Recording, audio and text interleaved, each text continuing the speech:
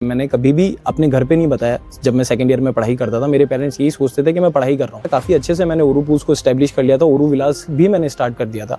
तब तक मेरे पापा मुझे अखबार में वो जॉब्स की वो आती है, तब तक वो मुझे भेजते थे कि ये जॉब निकली है, इसकी पढ़ाई करो, इसकी पढ़ाई करो, इसकी पढ़ाई करो। दूसरा मैंने ये भी देखा कि पैशन को पेरेंट्स तब सपोर्ट करते हैं जब आप उसमें थोड़ी सी सक्सेस ले लेते हैं, जबकि उसका सपोर्ट तब चाहिए होता है जब हम उसको स्टार्ट कर रहे होते हैं। एग्जैक्टली। ये किस पॉइंट पे रियलाइज हुआ कि engineering is not my future?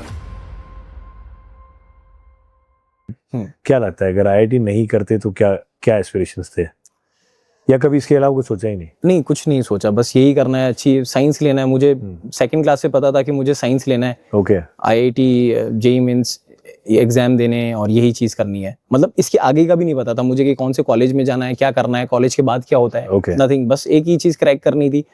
वो इतनी ज्यादा कर ली कि क्रैक ही नहीं हुई। क्या वो मैं प्रेशर वर्ड तो यूज नहीं करूंगा, लेकिन क्या ये जो बेंचमार्क है आपके यंगर ब्रदर पे भी आया? नहीं, कभी नहीं। ओके। कितना कितना कितना छोटा है आपसे? वो मुझसे 9 साल छोटा है। ओके। 2004 है उसका। ओके। बट अगेन जब मैंने फिर ये सब चीज़ें स्टार्ट करी तो मम्मी पापा को भी ऐसी लगा कि यार नहीं, कुछ और चीज़ें भी हो सकती हैं, पढ़ाई के अलावा भी कुछ और बच्चे कर सकते हैं। इवन ऑल्दो एक काफ़ी इंटरेस्टिंग स्टोरी है, मैंने कभी भी अपने घर पे नहीं बताया। जब मैं सेकंड ईयर में पढ़ाई करता था, मेरे पेरेंट्स यही सोचते थे कि मैं पढ़ाई कर रहा हूँ। मैंने अपनी जो जर्नी है फाइनल ईयर तक उनको कभी नहीं बताई, ओरूपूज की।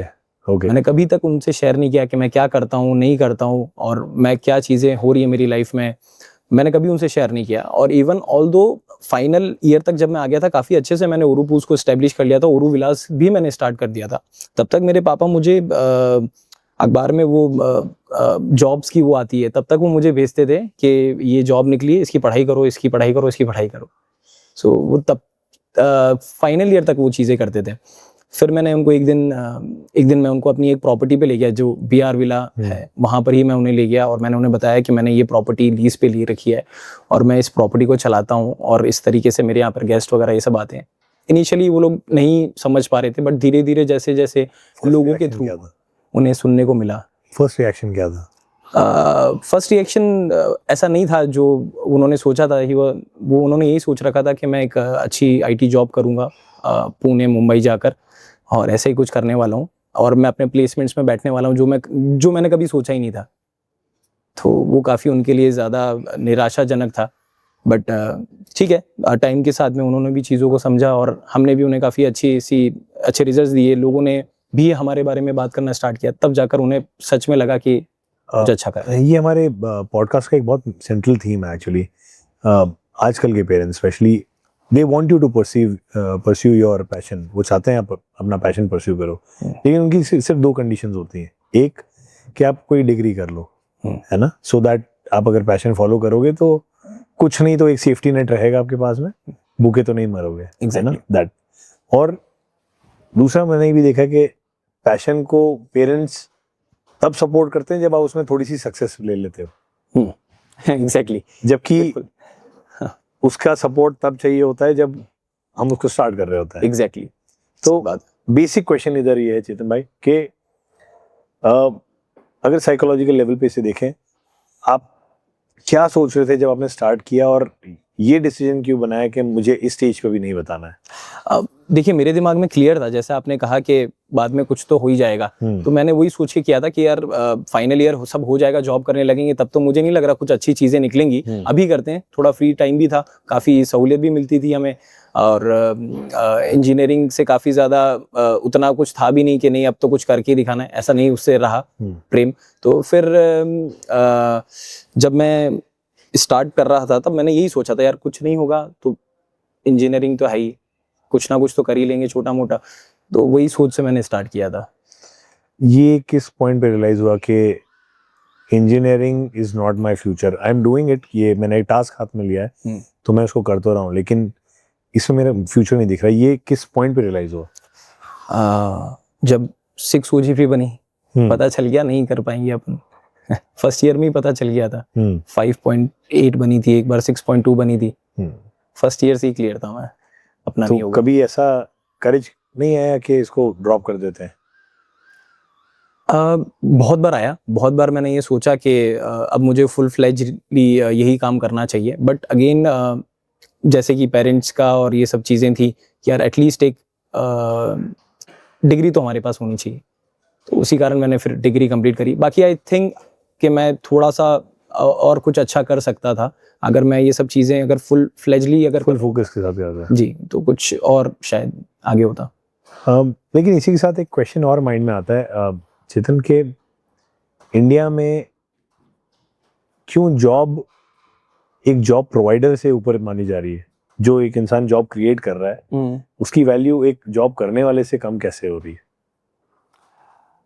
सीन चेंज हो रहा है, आई एम श्योर अभी सीन चेंज हो रहा है, बट स्टिल एक मेंटालिटी ऐसी है जहां जॉब क्रिएटर्स को बड़ा इनफैक्ट सॉरी काफी सरप्राइजिंग आपको बताऊंगा, टियर 3 टियर 4 में इनफैक्ट शादियों के लिए भी एक गवर्नमेंट जॉब वाले लड़के को ज्यादा प्रायोरिटी दी जाती है as compare to a businessman guy. सही बात है। तो क्यों है ये सब? सर मुझे ऐसे लगता है कि जो लोग हैं इंडिया में उन्हें लगता है कि एक बैलेंस और सेटिस्फाइड लाइफ ही सब कुछ है, जबकि ऐसा नहीं है। अगर आप कहीं फॉरेन वगैरह में कहीं कहीं पे भी जाएंगे, लोग पूरे वर्ल्ड घूमते हैं, पहले सब चीज़ें समझते हैं। आफ्टर स्कूल वो 2 साल घूमते ही लगते हैं, पहले अपने आप को समझते हैं, अपनी चीज़ों को समझते हैं, उसके बाद जाकर कोई डिसीजन लेते हैं। बट इंडिया में कैसा है कि आपको एक पाथ दिया हुआ है, आपको उसी पाथ पे चलना है और इस पाथ का गोल ये है, अगर आपने गोल कर लिया तो आप हीरो हैं, बाकी आप हीरो नहीं है। बट वो जो जर्नी है वही तो सबसे मेन होती है किसी इंसान के लिए। हो सकता है कोई पहले रुक गया, कोई चला ही नहीं, बट ये सोचना कि मैं उस जर्नी पे चलूँ, ये सबसे ज़्यादा इम्पोर्टेंट होना चाहिए आज के इंडिया के लिए। तो ये जो एक स्टेप आपने उठाया सबकॉन्शियसली, जो हमारे माइंड में एक पेरेंट्स के लिए रिस्पेक्ट है, वो रिस्पेक्ट कब फियर में बदल जाता है वो हमें पता नहीं चलता जी। इंडियन पेरेंटिंग भी ऐसी है, इसमें nothing wrong with that. Just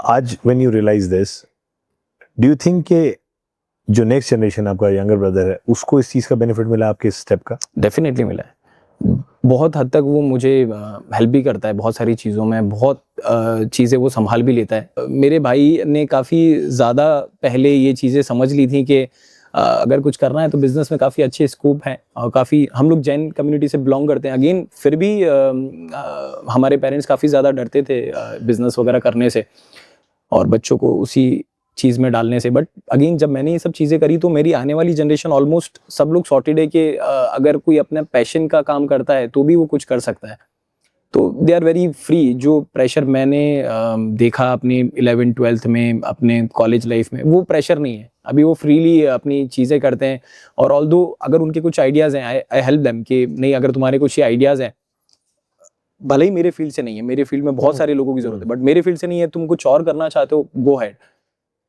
और how does it feel? Proud feel होता है ये चेंज मेकर बनने के? बिल्कुल सर, प्राउड फील होता है हमेशा, और लगता है कि कुछ करा है, और आगे भी अगर ऐसा ही कुछ होता रहे तो काफ़ी अच्छा होगा। बिकॉज यार क्या 9 साल छोटा भाई होता है तो बच्चे जैसा ही हो जाता है, करेक्ट। तो ऐसा लगता है कि नहीं कुछ अच्छा कर रहा है।